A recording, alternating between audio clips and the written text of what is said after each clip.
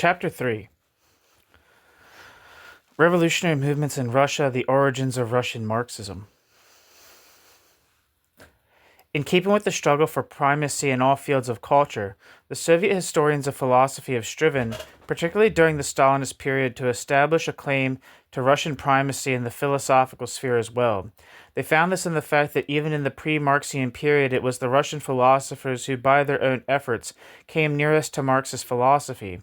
Even so, the philosophy of Marx and Engels effected a revolutionary breach in the history of human thought, which only became possible when the necessary economic and social conditions for it had been achieved. Owing to the economic and political backwardness of Russia and the lack of a revolutionary proletariat between the, quote, 40s and 60s of the last century, unquote,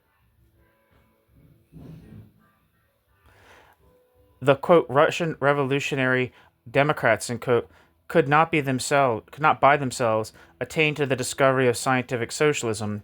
Still, in this respect also, Russia achieved as much as was possible. Quote, classical Russian philosophy, in fact, is exemplified in Belinsky, Herzen, Chernyshevsky, and Dobrolyubov, represents the summit of philosophical thought throughout the world in the pre-Marxian era, end quote. M.T. Yovchuk, in a Russian book that translates as Leninism and Russian Materialist Philosophy.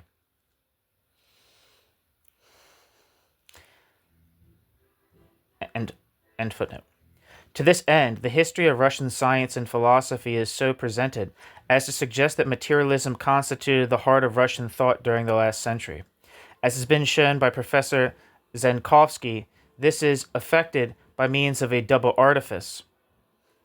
In the first place, a number of outstanding Russian scientists and philosophers of the past are co-opted into the genealogy of Russian, quote, materialism on the strength of having subscribed to particular opinions that are also upheld in dialectical materialism. Thus, evidence for the, quote, materialism of Lomonosov, for example, is found in the fact that he regarded the material world as existing independently of consciousness.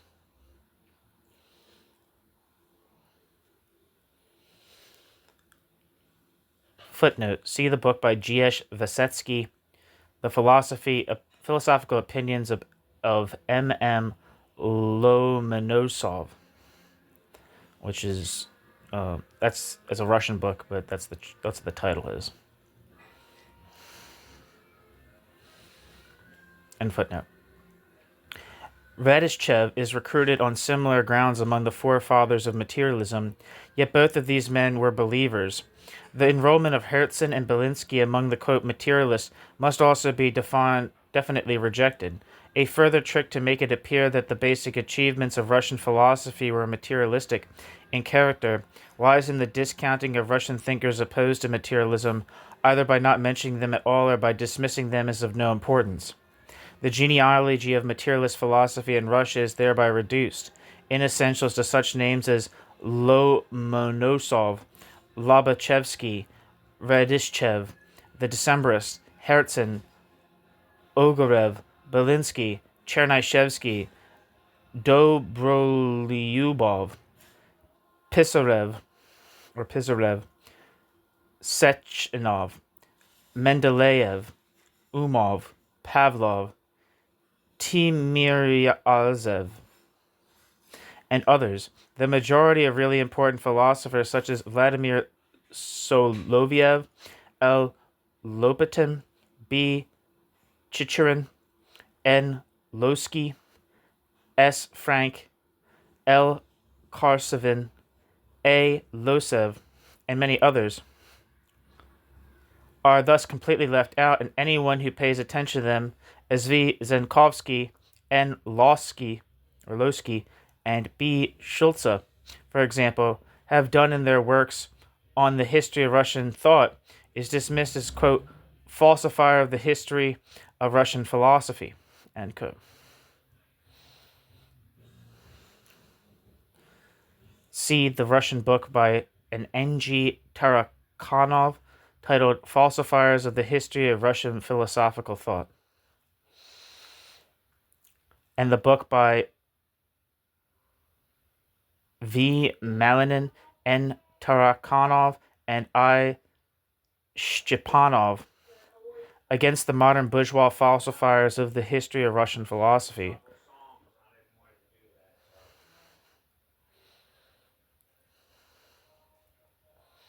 End footnote. Instead of entering further into this Soviet, quote, genealogy, we shall confine ourselves in what follows to a condensed account of revolutionary tendencies in Russia before the Bolshevik Revolution. Section 1. Origins, Russian Nihilism. Footnote. The subject of this whole chapter is dealt with in greater detail in the following works. William H. Chamberlain's book, Russian Revolution, 1917 to 1921, 2 volumes published in 1935. T.G. Mazurik's book, The Spirit of Russia, Studies in History, Literature, and Philosophy.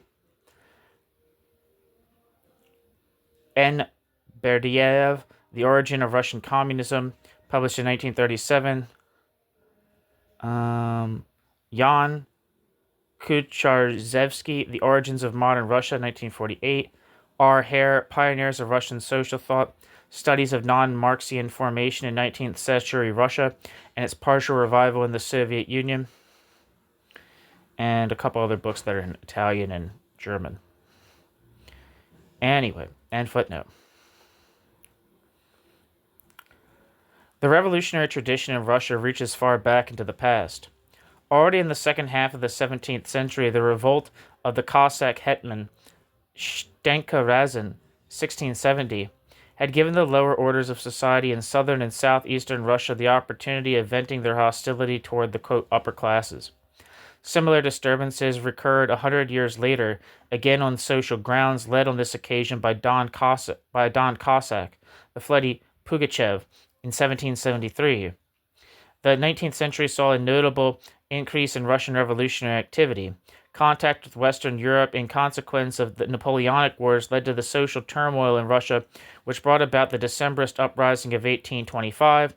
From the 40-year-old schism in Russia between, quote, westernizers and, quote, Slavophiles, there emerged as chief protagonists of the revolutionary spirit, the Russian revolutionary, quote, intelligentsia, which united adherents from every rank of society on the basis of a general dissatisfaction with existing conditions.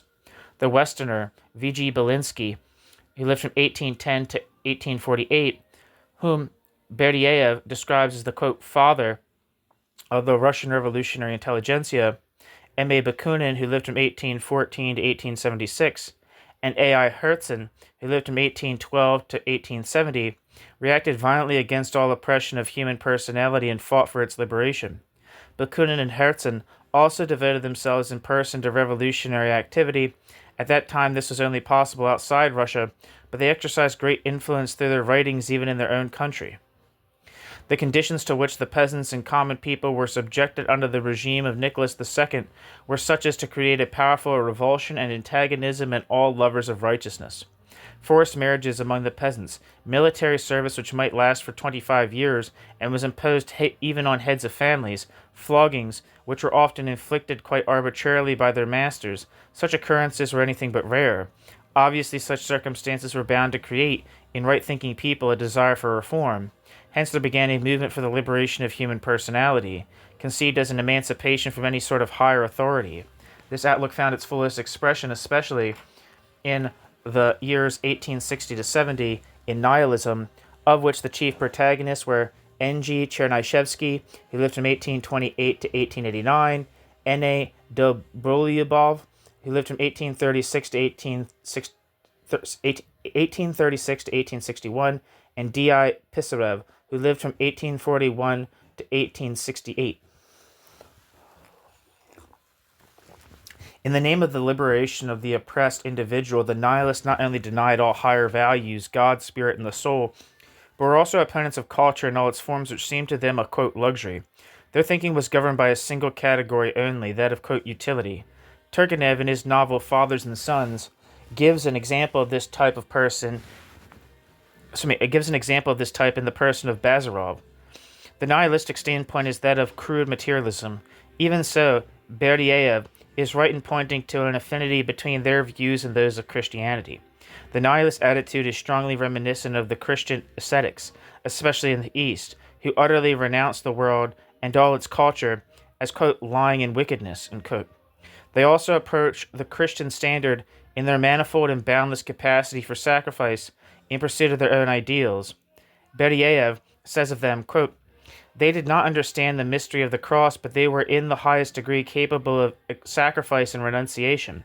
In this respect, they compared favorably with the Christians of their day who displayed very little capacity for sacrifice and so repelled men from Christianity, end quote. N. Berdiaev. Many of them carried this self-sacrifice so far as to volunteer to take the place of revolutionaries under sentence of death, lest the movement should be deprived of its leaders. It is significant that many of these, quote, worldly idealists, end quote, were sons of priests. Orthodox priests in Russia are allowed to marry and had received their education in seminaries. It was there that they imbibed the Christian ideals of social justice, which they saw so harshly trampled underfoot. Hence it came about that Russian Orthodox seminaries repeatedly became the very hotbeds of revolution.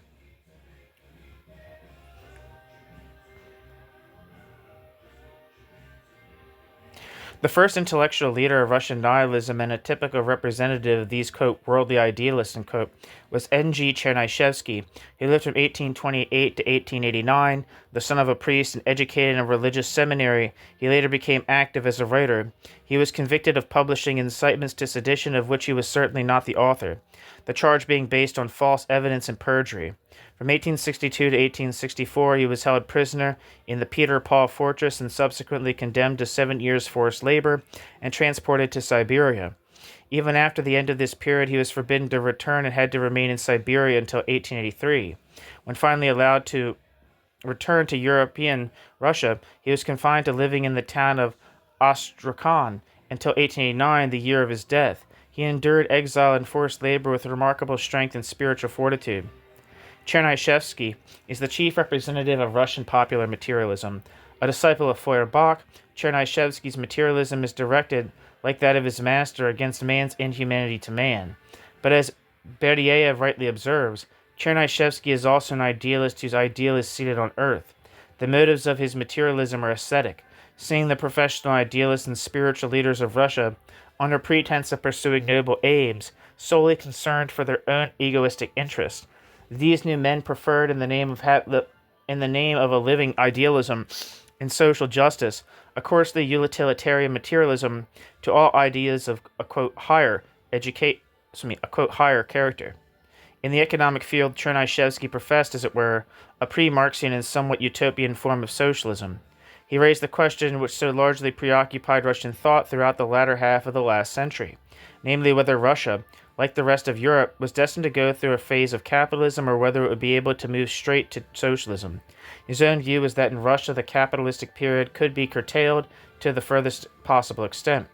Chernyshevsky is also the author of a novel, What Is to Be Done, which had a great influence on the minds of the revolutionary generation, and was regarded as a catechism, a vade mecum, for revolutionists.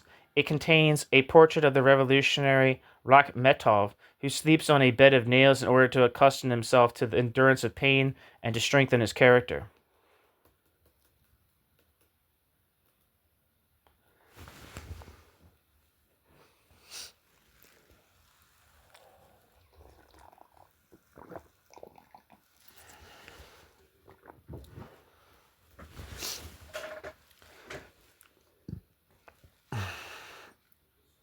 New section. Section 2. Narodnichestvo. After the nihilism of the 60s, the following decade in Russia saw the spread of a form of pre-Marxian socialism known as Narodnichestvo, which is of great importance for our inquiry insofar as Russian Marxism grew up in opposition to it. The influence of Slavophile ideas had led to the common people becoming not merely an object of pity, but a sort of ideal. Their capacity for suffering and for enduring injustice and hardship disclosed their greatness and strength of spirit. Thus many members of the Russian, quote, intelligentsia, end quote, came to see in the common people the guardians of a righteousness and a true way of life no longer known to the upper classes. But this truth preserved among the people was differently conceived according to the differing viewpoints of the thinkers concerned. Many, such as L. Tolstoy and F. Dostoevsky, looked beyond the people looked upon the people as primarily the guardians of religious truth, whereas others such as Alexander Herzen, Mikhail Bakunin, and the Revolutionary Friends of the People, Narodniki of the 80s, saw in them a potential source of social truth. It was the last mentioned group who claimed to discern in the Russian Obshchina village communes the germ of a peasant collectivism which would enable Russia to achieve an immediate transition to socialism without the need of any intervening period of capitalism. The Obshchina represented a system of land tenure whereby the territory belonging to a village was considered the property of all members of the community, so that each individual had a right to the use of the common land either in the form of a joint and simultaneous usufruct, as in the case of pasturage, or the temporary private use of a portion of the common property. The Narodniki looked upon the Obshchina as a peculiarly Russian economic institution, having no parallel in Europe, and felt that it also implied a special destiny for Russia herself. The main role in Russian economic development was ascribed to the peasant rather than to the worker or proletarian who dominated the scene in Europe.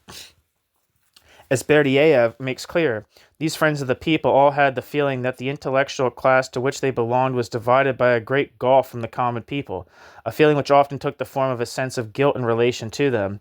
The religious group felt the guilt of the intellectuals to lie in their estrangement from the religious convictions and customs of the mass of the people, whereas the Revolutionary Party saw the guilt of the, quote, intelligentsia in the fact that it was only the toil and privations of the masses which enabled them to lead a life of superior culture.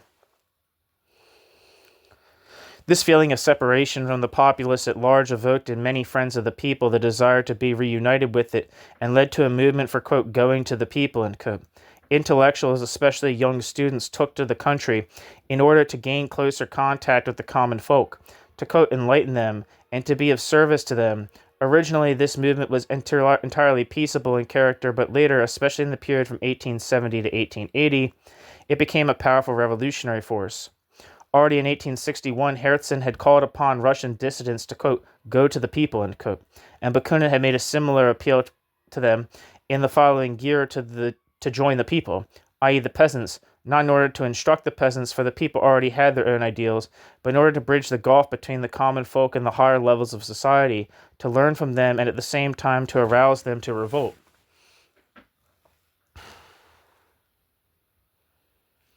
A mass movement of this sort had already taken place in the latter half of the 60s, but it was not until 1876 that the revolutionary movements acquired their greatest impetus and emergence of the organization known as Zemlya i Volya, Land and Liberty. It carried out a number of attacks on unpopular personages in high places and members of the government. In October 1879, it split into two parties, one radical, the Narodnaya Volya, People's Will, and the other more moderate, the Chernaya Peredel, Black Earth Group.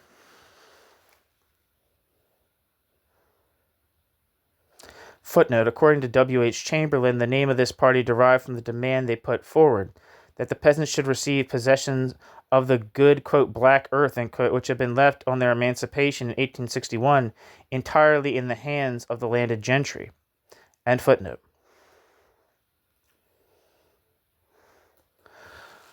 The Narodnaya Volya devoted itself to the political struggle by means of terrorism and attempts, particularly on the life of the Tsar, but also directed against other exalted personages in order to create a situation which might prepare the way for social reform.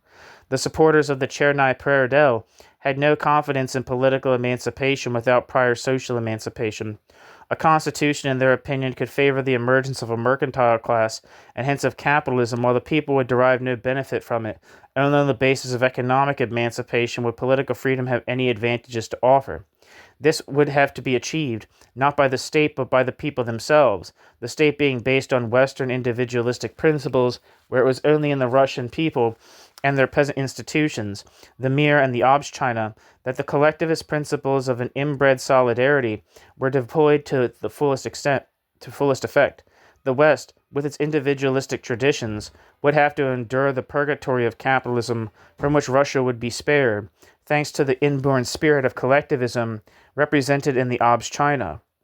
Among its forebears, Bolshevism must reckon not Marx and Engels only, but also the Russian revolutionaries, particularly of the period from 1860 to 1880, in order to understand the special characteristics which Russian Bolshevism has inherited from its peculiar ancestry, and which distinguishes Russian Bolshevism from other Marxist movements, we shall have to take a rather closer look at some of these forerunners.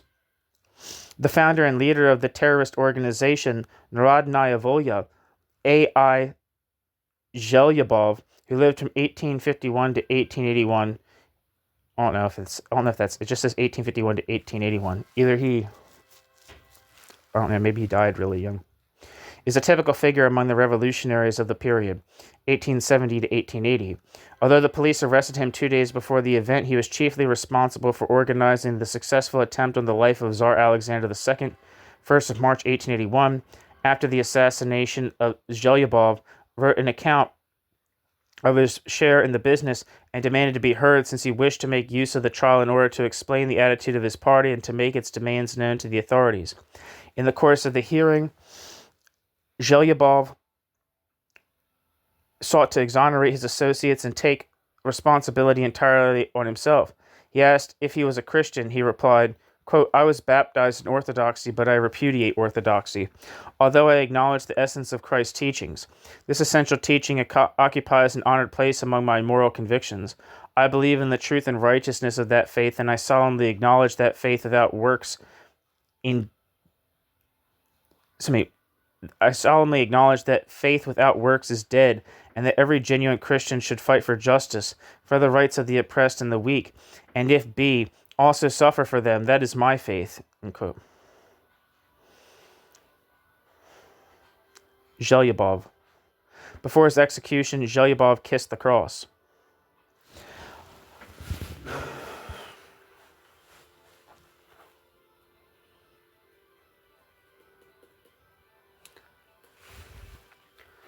A kindred spirit of Bakunin and the propagation of anarchism is Prince Peter Alexeyevich Kropotkin, who lived from 1842 to 1921. Footnote. Kropotkin's ethics is the most interesting of his writings from the philosophical point of view. Kropotkin only complete the first volume, which was published posthumously.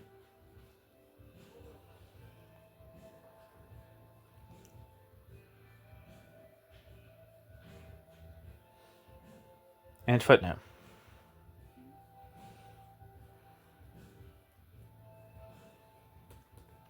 Even as a young man in the days of Nicholas I, he had been moved by the conditions of the common people, especially the peasants. From that time onwards, his generous and responsive nature was marked for life. He became a revolutionary, but like so many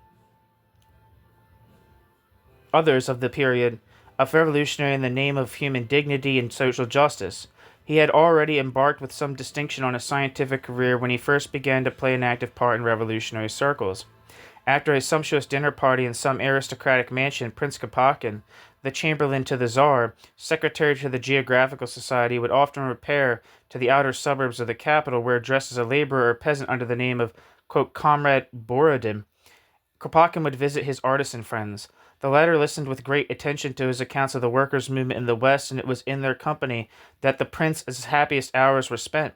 In 1874, he was arrested and imprisoned, and after 2 years succeeded in escaping and took refuge in Western Europe. In 1917, he was at last able to return to his native country. The ideas he put forward represented an anarchist form of communism. The revolution must bring about the abolition of the state, written laws, and private property, not only on means of production but also in consumer goods. Towards intellectuals, Kropotkin adopted a hostile attitude, although Kropotkin also wished to see facilities for higher education extended to the workers. By reducing the hours of labor to 4 or 5 days a week, the workers would have 5 or 6 hours at their disposal for their own pursuits. The quote scholars and quote poets, however, he considered as debtors of the workers. In order to discharge their debt, they would have to devote 4 or 5 hours a day to manual labor. Sergei Gennadievich Nechayev, lived from 1847 to 1882, is an embodiment of the alarmingly violent revolutionary spirit which took possession of so many in the years 1860 to 1870. Nechayev attempted to stir up the students of St. Petersburg who were agitating against the university authorities into making a demonstration against the government. He also founded a revolutionary group, the Общество Topora, Fellowship of the Axe. After the murder of a student whom he suspected of treachery, Nechayev fled to Switzerland but was handed over to the Russian authorities. From 1873 until his death, he remained in the Peter Paul fortress, where he was condemned to serve an exceptionally severe term of imprisonment. Even there, however, he succeeded in establishing relations with the Narodnaya Volya and in conveying to them a plan for liberating the revolutionaries held prisoner in the fortress. But on learning that the organization was engaged in plotting an attack on the Tsar, he elected to remain in prison in order not to hinder the execution of the scheme. The revolutionary organization favored by Nechayev was in many respects an anticipation of the methods of the Bolshevik Party. Nechayev insisted on absolute centralization and despotic power for the organization.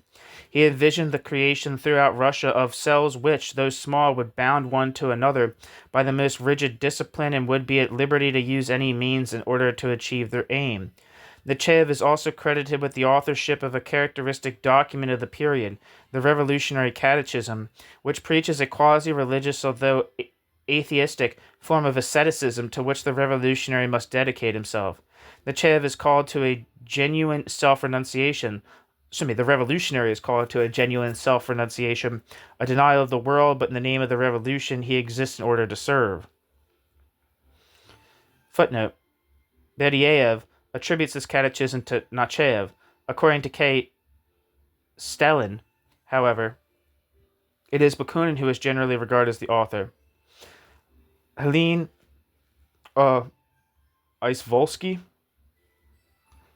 considers it the work of Bakunin, though written under Nechayev's influence. Somewhere she maintains it to be a joint production of the two friends. And footnote. Quote, "The revolutionary is a doomed man. He has no personal interest, business, feelings, connections, property, or even name. Everything in him is in the grip of one single interest, one single thought, one single passion, the revolution. In his inmost being he is broken, not in words only, but in deeds, with all attachments to public order in the civilized world, with all laws, conventions, and customs, and every sort of morality. In all that concerns this civilized world, he is its unrelenting enemy. In all that concerns this civilized world, he is its unrelenting enemy." What did I say? I think I fucked up. I think I misread something. In his innermost being, he is broken not in words only, but in deeds, with all attachments to public order in the civilized world, with all laws, conventions, and customs, and with every sort of morality. In all that concerns this civilized world, he is its unrelenting enemy, and if he still continues to live therein, it is only to destroy it the more completely. ... He knows but one science, that of destruction. ... He despises public opinion. He loathes and execrates in all its motives and manifestations the social morality of the age. That alone is moral in his eyes, which furthers the triumph of the revolution. Everything which obstructs the revolution is immoral. ... Day and night he must have but one thought, one aim, the most implacable destruction. Deliberately and without ceasing he must work toward this goal, and be ready to perish, and by his own hand to let everything perish, which stands in the way of achieving it." End quote.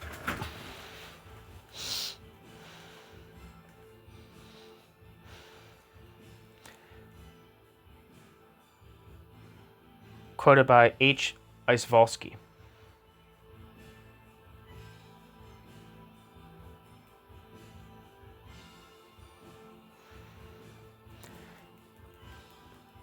End footnote. Many, such as Berdiaev and Stalin, have seen a predecessor of Lenin in the revolutionist Peter Tkachev. He lived from 1844 to 1885. Although of aristocratic origin, Tkachev fled to Switzerland. Although of aristocratic origin, Tkachev went over to the revolutionary side. Arrested as an adherent of Nechayev, he fled to Switzerland 4 years later, where he edited the revolutionary paper Nabat, the Tocsin, Tocsin. Unlike other revolutionaries whose objects were primarily social and economic, he was a firm believer in political revolution, and as such a forerunner of the Narodnaya Volya. Peter Tkachev was opposed to the abolition of the state, as preached by Bakunin and the anarchists, and advocated the seizure of power by a strictly disciplined revolutionary minority. The Socialist Party must be well disciplined and centrally organized. It must seize power and exercise power in despotic fashion. So too Lenin, in opposition to the Mensheviks who wanted to recruit the largest possible membership for their party, was later to campaign for a party consisting only of confirmed hand-picked and well-organized revolutionaries, a party capable of giving leadership to the proletariat in its struggle. After the murder of Alexander II and during the reaction under Alexander III, another and more peaceful form of Narodnichestvo appeared on the scene. Its aim was to preserve the peasantry from the ruinous consequences of the emergence of capitalism, not by revolution, however, but by giving support to the smallholders. Various methods of assisting them were contemplated. Vorontsov, for instance, urged a policy of generous loans.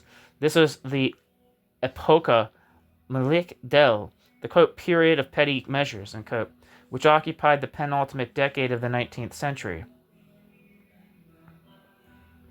With the beginning of the 20th, there emerged a new type of Narodnichestvo, this time under the influence of the Marxist movement, namely the Socio-Revolutionary Party, known from its initials SR as ESRY, ESRY, which continued until October 1917 to play an important part in Russian public affairs, especially during the 1905 revolution. I have a piece on here. It's about, what's the hell's her name? I think it's Maria Spiridonova, who was involved in the assassination. She was like the left communists in the Bolshevik party. She was very much against the Brest-Litovsk peace and assassinated an ambassador from Imperial Germany. He was meeting with the Bolsheviks to resolve to set a peace. I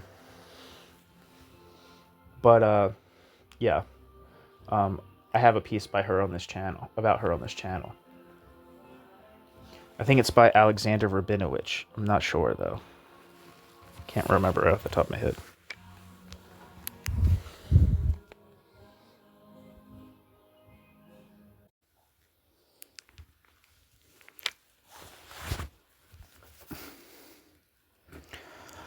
Section 3, Russian Marxism.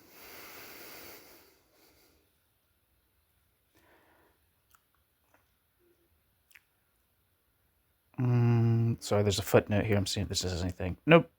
Nothing important for just a bunch of citations for stuff in other languages. The first person to spread the knowledge of Marx's teaching abroad in Russia was N. Sibber. He lived from 1844 to 1888. Professor of economics at the University of Kiev, he was mentioned by Marx in the preface to the second edition of Capital, and whose writings in the 70s were based on Marx's economic doctrines. Thereafter, the Marxist theory was gradually taken up by all the professors of political economy, though this did not as yet signify the emergence of Russian Marxism as a movement in the social life of the country. Russian Marxism, in the proper sense, originated abroad beyond the boundaries of Russia itself. In 1880, Plekhanov fled to Western Europe, finally taking up permanent residence on the shores of Lake Geneva. Plekhanov was impelled to flight, not so much by any danger to Plekhanov's life or liberty, as by the desire to find out about the differences of opinion which animated the Russian revolutionaries as the result of their contact with European socialism. Plekhanov was still a Narodnik when he went to Europe, but the developments he underwent there led to a breach with Narodnichestvo and carried him wholly into the Marxist camp. This took place in the years 1880 to 1890, together with N.B. Alexorod, L. Deutsch, and Vera S. Sasulich.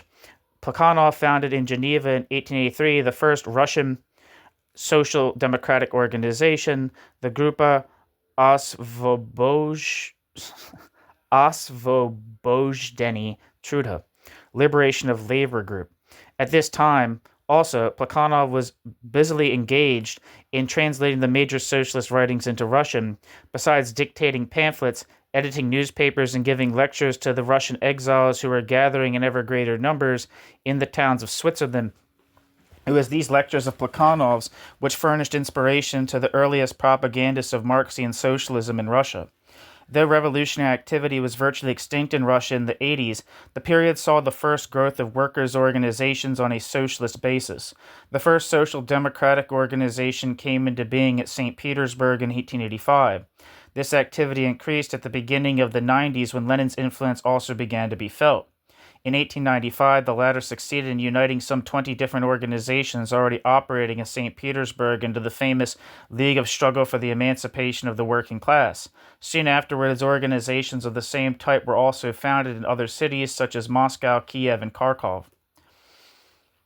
But it is not merely from the point of view of organization that this decade can be considered the heyday of Marxism. Marxism also achieved great prominence in Russian affairs at this time in the sphere of literature and philosophy. These years saw the appearance of the most important writings in the Marxist campaign against Narodnichestvo, including those of P. Struve and G. Plekhanov. In the closing years of the decade, Marxist newspapers also began to appear, though they were soon suppressed. Novo Slovo, the new word, in 1897, and Nachalo, the beginning, in 1889. In addition to these, Marxists also availed themselves of other legitimate journals. The periodical Jin, life, for example, in order to get their articles published. In 1898, the Marxist organizations in the various cities attempted to unify themselves into a social democratic party. For this purpose, the, quote, First Congress of the Russian Social Democratic Workers' Party, unquote, was held in Minsk. 9 members attended. Lenin was absent, having been banished to Siberia. They published a manifesto drawn up by Struve and elected a central committee, which can hardly be said to have operated, however, since all its members were arrested. The Congress, therefore, had no great practical consequences, being chiefly significant as a first attempt to unite the various Marxist groups. Even after it had taken place, there was still no party program or constitution, no common plan or campaign or leadership from any unitary center. The result was that considerable differences of opinion emerged as this period between individual Marxists, leading to a variety of schools and tendencies carried within them the seeds of future schism. The first of these groups, which declared itself Marxist in the last decade of the 19th century, had fought with the Marxists against Narodnichestvo, though later seceding from orthodoxy around, I think there's a typo here, I think it says 1900, was a group of intellectuals who recognized the inadequacy of Marxism, especially from the philosophic point of view, and moved from Marxian dogmatism to the critical standpoint of Kant, and thence in some cases to a mystico-religious form of idealism. The members of this group included, among others, P. Struve, N. Berayev, S. Bulgakov, and M. Tugen-Baranovsky. Since these Marxists published their articles in legitimate journals, Jin and others, they came to be known in Bolshevik literature as, quote, legal Marxists. They differed from Marx not only on philosophical questions but also on economic questions, a fact which exposed them in a special degree to the bitter antagonism of Lenin. The final years of the century saw the emergence of yet another revisionist tendency in Marxism, that of, quote, economism, so-called. After Lenin's arrest, 1897, a new set of men took over the leadership of the, quote, League. As the party of, quote, youth, they had overthrown the previous leadership, which they referred to contemptuously as consisting of, quote, graybeards, unquote. They maintained that the workers, in struggling to improve their economic position, should only make use of the strike, leaving the political battle against autocracy to be conducted by the liberal bourgeoisie. Hence, they were unconditionally opposed to the organization of the proletariat into a political party, or were at least unwilling that it should be centralized and militant in character. They valued the unconscious elemental forces at work in the depths of the workers' movement and decried the importance of being purposefully guided by theory, spontaneous impulses being superior to Zolzhenitsyn, conscious control. These ideas were set forward by E.D. Kuskova, Kuskova, in a programmatic work entitled Credo, published in 1899. At Lenin's instigation, 17 of the Russian Social Democratic revolutionaries living in exile in Siberia declared themselves against this form of, quote, economism. The, quote, Liberation of Labor group also came out in protest. This was the signal for a campaign under the leadership of Lenin and Plekhanov to settle accounts between economism and intransigent Marxism. The mouthpiece of the latter was the newspaper Iskra, the Spark, which was published abroad. The conflict ended with the defeat of economism.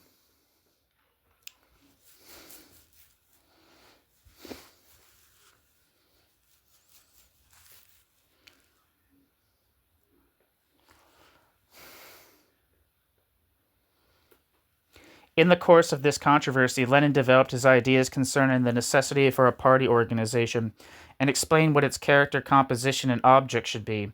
According to Lenin, it must represent the advance guard of the working class. It must be centrally organized, strictly disciplined, and composed of professional revolutionaries, its task being to unite the whole of the working class and to take the lead in its battles. The ultimate objective must be to destroy capitalism and bring in socialism, the immediate aim to destroy Tsarism and establish democracy.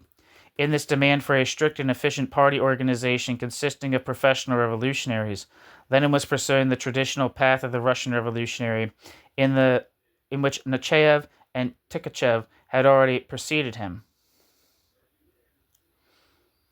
In order that the foundation of the party could at least be put into effect, the Second Congress of the Russian Social Democratic Workers' Party was summoned in July 1903 and was attended by 43 delegates from 26 local organizations. The Congress met secretly in Brussels, but was compelled under pressure from the Belgian police to remove itself to London. The party structure which Lenin had been advocating in Iskra for the past few years did not command universal assent. His followers were known as Iskrovotsi.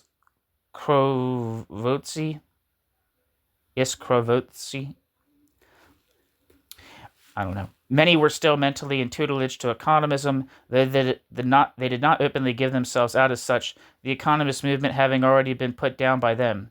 But even the Iskrovotsi, I can't even say this word, Iskrovtsy, were by no means fully agreed among themselves.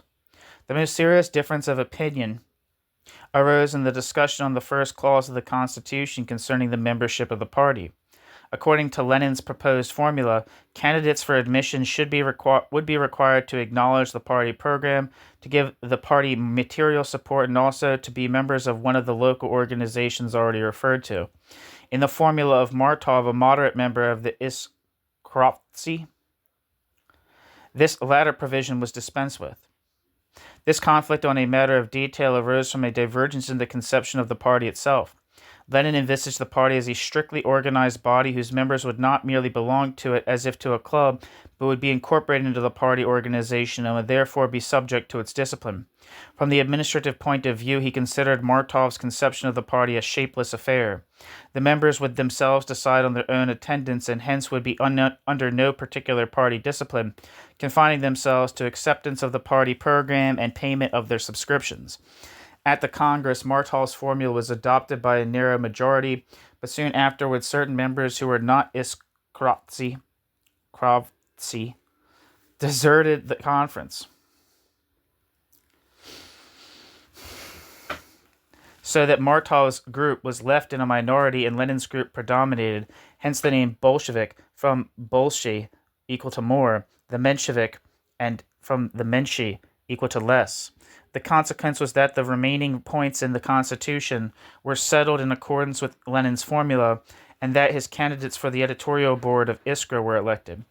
I don't know if it was the only portion or if even if it was the largest portion, but I know a number of the people who did not that deserted the conference were of the Bund, but I'm not sure exactly why.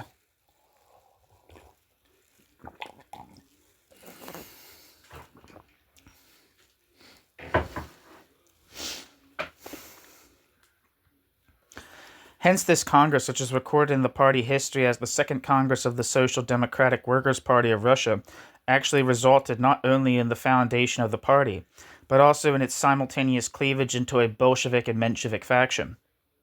The whole subsequent history of the party is filled with bickerings between these groups. The position of the Mensheviks may be characterized as follows.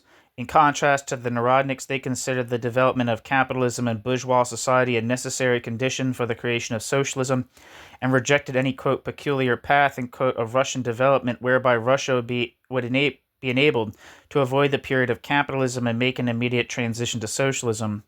The Mensheviks did not believe in the possibility of revolution proceeding from any but bourgeois sources.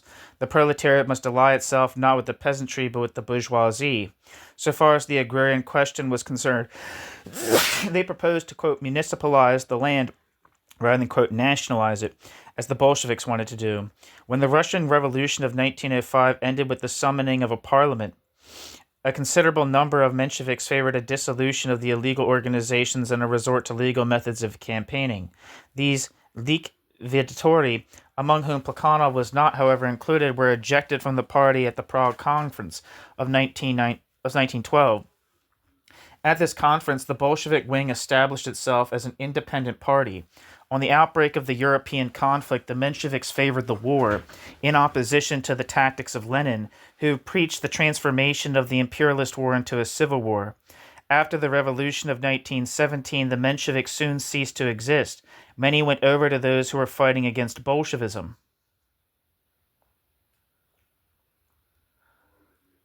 Some of them emigrated abroad, where the paper edited by Martov, Socialisticheski Vestnik, the socialist bulletin published in the USA, became the spiritual focus of Menshevism.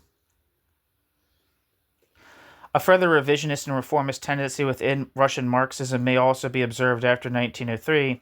Many of the Marxist intellectuals, in order to defend the more important aspects of the doctrine, were desirous of putting it on a different philosophical basis and attempted to replace dialectical materialism by imperial criticism. Bogdanov and others again, such as Lunacharsky and Gorky, sought to create a new religion. They were known as the Bogostroiteli, God Builders. The October Revolution of 1917 brought about the complete triumph of Bolshevism and put an end not only to the bourgeois parties, but any sort of opposition whatever, including that of the Social Democrats, Mensheviks, and Social Revolutionaries. The subsequent political history of Russia under the Bolsheviks must be taken for granted here as already known to the reader.